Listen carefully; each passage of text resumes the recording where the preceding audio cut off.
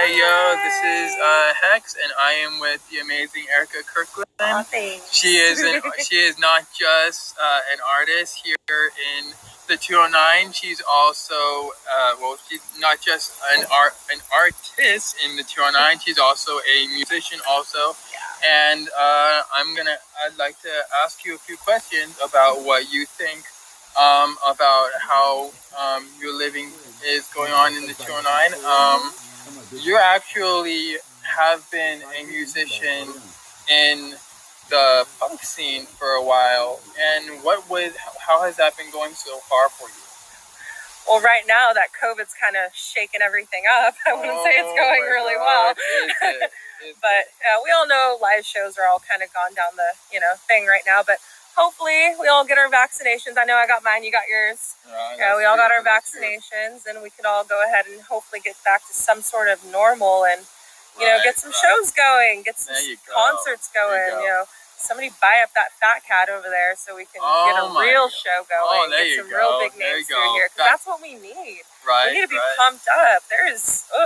We all had a really bad year of just being locked down and cut out from the whole world, and I don't know about you, but I miss it. So there you go. She's talking about the fat cat that's over here on J Street in Modesto, California. It was for the longest time our actual national venue for bands like Traps, 10 Year, and quite a bit others. I think Shinedown as well. Shinedown also. They came a couple times. POD was the one that I went to, which was one of my favorites. Oh, I bet that was so nice. See, we miss music. We miss music. The music was how we do. Now the question is, you're also in the local scene, also for punk. Also, now what was that like? Well, normally, so I started off doing punk with a band called Closet Nerd. I don't know if they're still doing music anymore, but that ended up not working out so well. But that, I think, is where I got my beginning, so to speak. That was back in 2015, 16. And from there, I don't know, I started meeting more people in the scene. That was kind of like my introduction to the Modesto music scene, so to speak. We were doing shows at Spinnakers and few other local places, mostly in Stockton and stuff.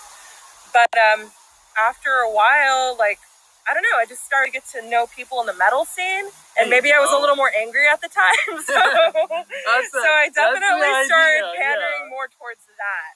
There you go. More shows at Spinnakers, shows at the OP. If anybody who knows metal in Modesto knows the OP.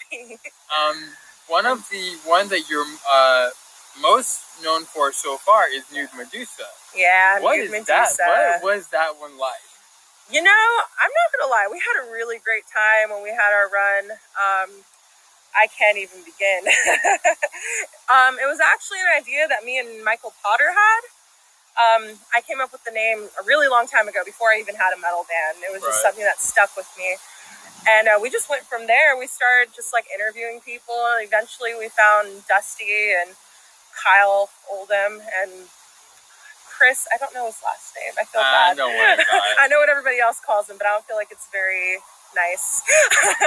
I'm not going to say it on here. No, that's probably a good idea. We all have our nicknames. We don't want to we're not going to say those nicknames. That's not there kosher. There you go. It's 2021, guys. So you were the singer, if I'm not mistaken. How exactly did you like being on stage? You played songs like Shotgun and Everclear. There was a Repo Man. There was actually quite a Repo Man. I never wrote that song.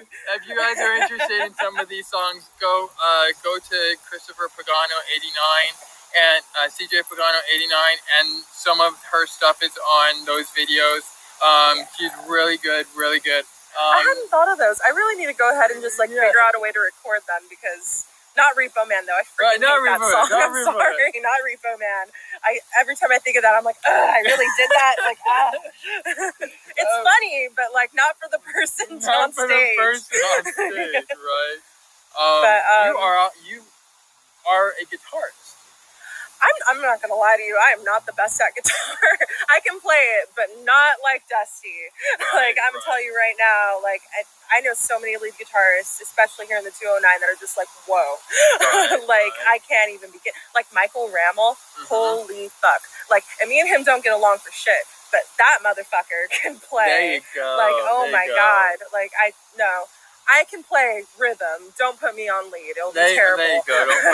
Don't put me on lead. That. But if you need a vocalist, you got that's always been my thing. I don't know what it is. You are really good at vocals. Yeah. Ever since I was a kid, like, I would just like blast whatever, Journey, Pat Benatar, it didn't even matter. And I'd just be singing in my room to the mirror like a crazy little teenager.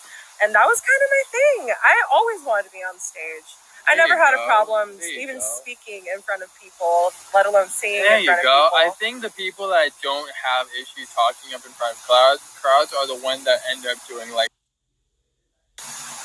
any stage things, which isn't. It's a lot of fun. Once you get past that stage fright, the world is your oyster. The world is your oyster. Yeah.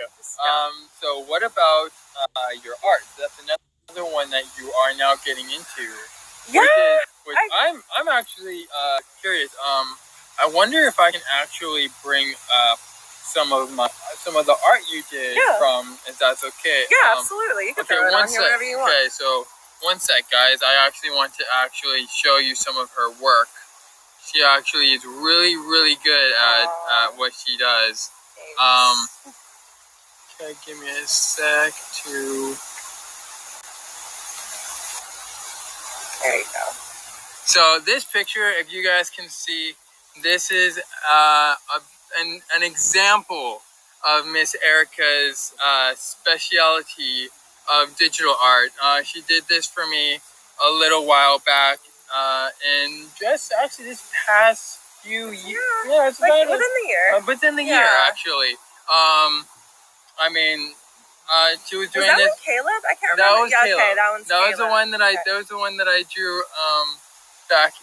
That's the one that I drew back in like 2014, and she actually colored it, drew it up, and just made it like that. And I have to say, you really did a really good job. Thank you.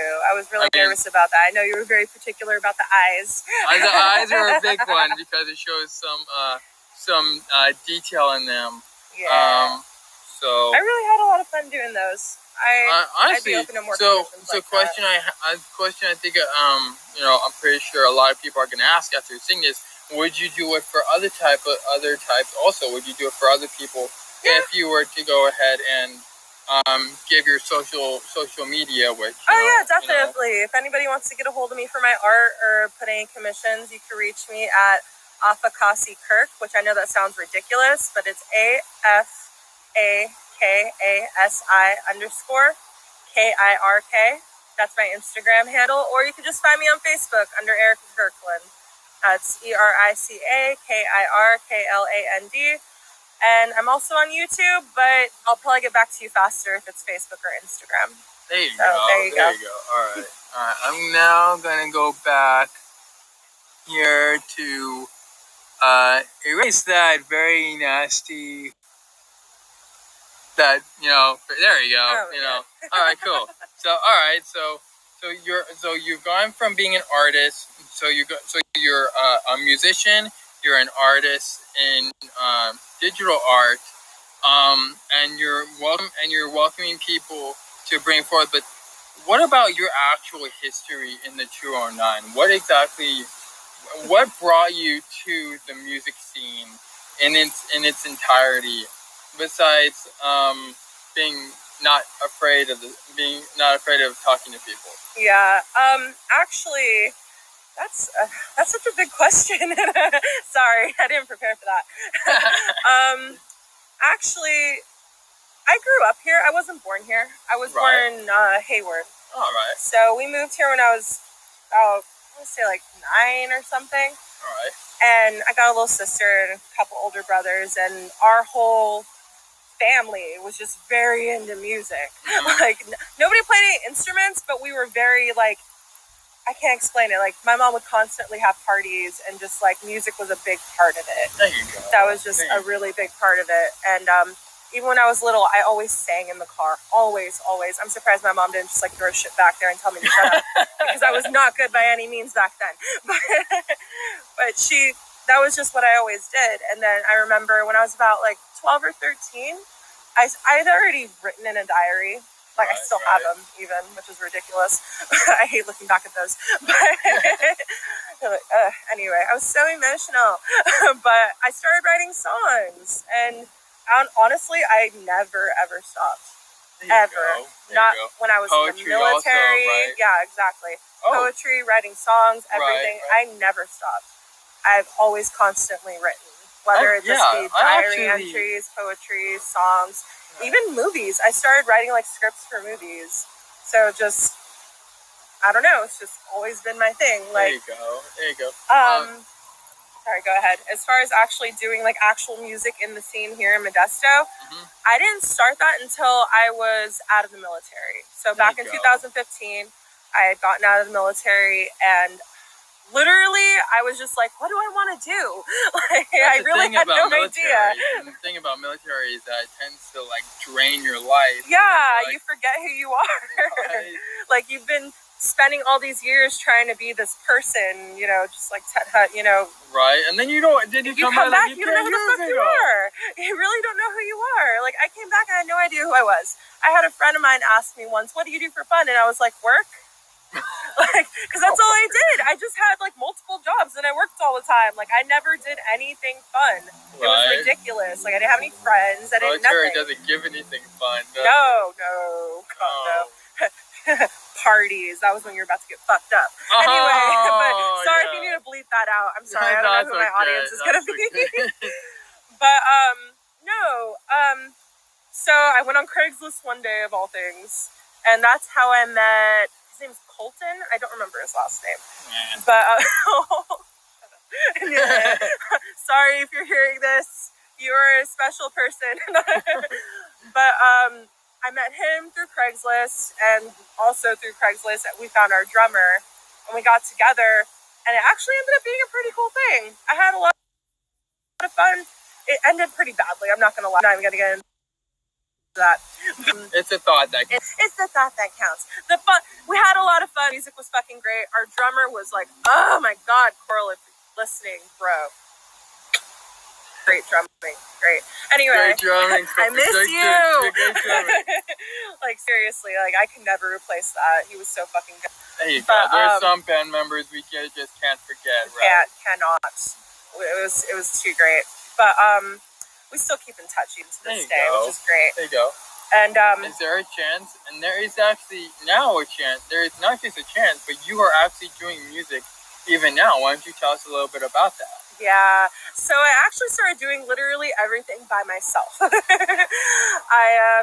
It sounds a little silly, and honestly, I know like one person that does it. They call it a one-man band. Yeah, I'm literally a one-man band, you know, minus the, you know, parts, because I'm not a man. But, yeah, I'm literally a one-man band. I make all the music myself. I do the guitars, bass, drums, everything. I'm doing everything by myself and recording it. My roommate, he's a local rapper. If you've ever heard of Green Vibes, check him out. He's freaking great. Green Vibes, David Lockhart. What's up? Anyway, he's good people. Hashtag. But he's been helping me record my lyrics, because that's the one thing I can't do. I can't record my lyrics. I don't have the equipment. Right. I'm getting the equipment sometime this month. We'll see what happens. Right, but he's been helping me out with that, as well as also contributing to my music as well. There's going to be some rapping going on in there. I'm really excited for the newest song that I'm about to put out. And this is DMX style rapping. Yes. Which rest in peace. Oh my god. We all know. That was not good news this morning. He was literally in the living room, and I was in like the dining room, and I was like, bro, DMX died. And he's like, what the fuck? I'm like, I don't know, man. I just don't even. Sorry. Rest in power, bro. Rest in power. Rest in power. Oh god, that's too bad. All right. Well, I have to say that when it comes to the area of the 209, you're actually pretty well respected, if I'm not mistaken. I don't know about that. A lot of people respect me, but you got a few that don't. It's okay. Yeah, it's the same place most places. You got your lovers, you got your haters. Yeah, the haters make me more popular. So. There you go. Okay. There you go. I'll take it. I'll take it where I can. There you go. Yeah. There you go. I Let me look at the time. Very important to look at time. I don't want to waste too much. Okay. So I guess the last thing I wanted to ask about is now close your eyes and take yourself back for a second. Is that if you did not get into music, what do you think would be different about your life as a youth? Well, I'm not youth, first off. No, Well, I'm joking. I mean, like, I get what having you this mean, happen yeah. as a youth.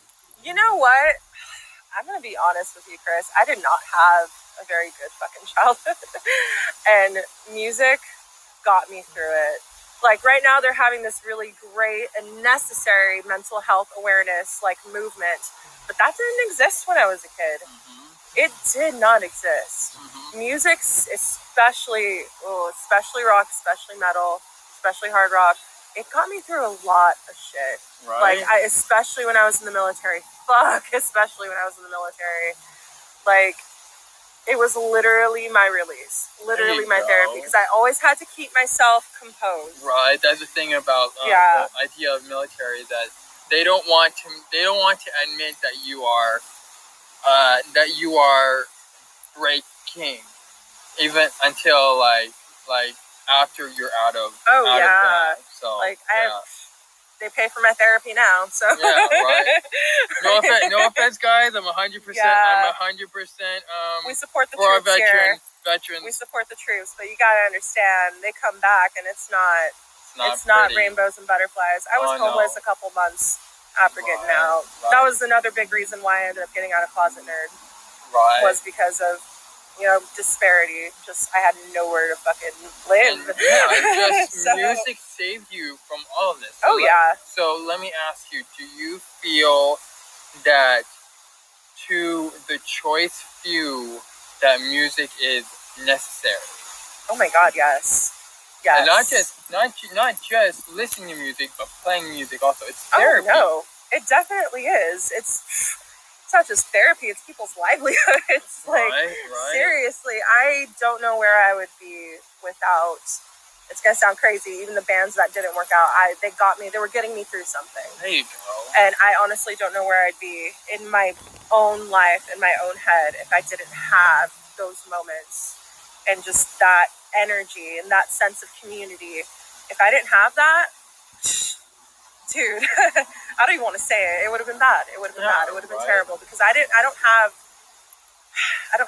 family like a lot of people have. Right, there you go. The music scene since I was like 15 has been my family. There you go. And not just the metal scene, like metal everyone, scene, punk scene, music scene in general. Yeah, the music scene. Everybody. I guess in this case it's the mama scene, which is Medusa area music. Yep, pretty much.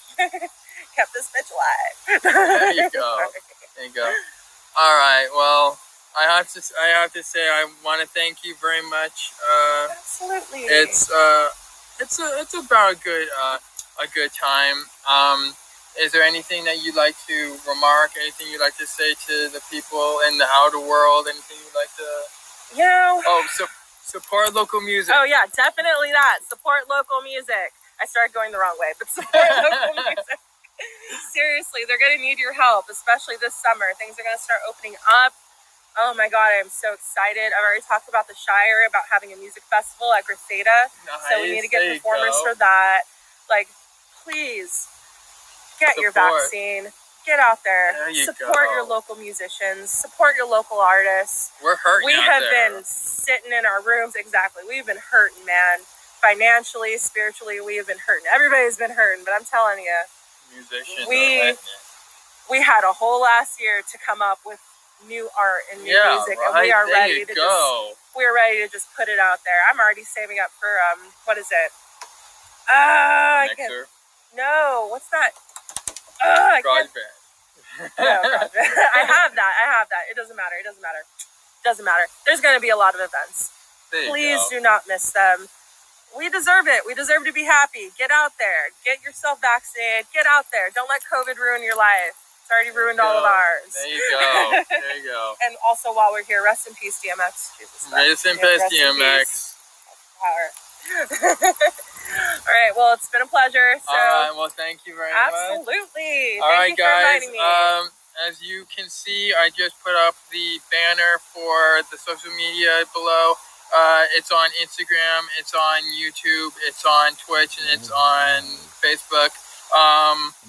Yeah, get a hold of this one, get a hold of me.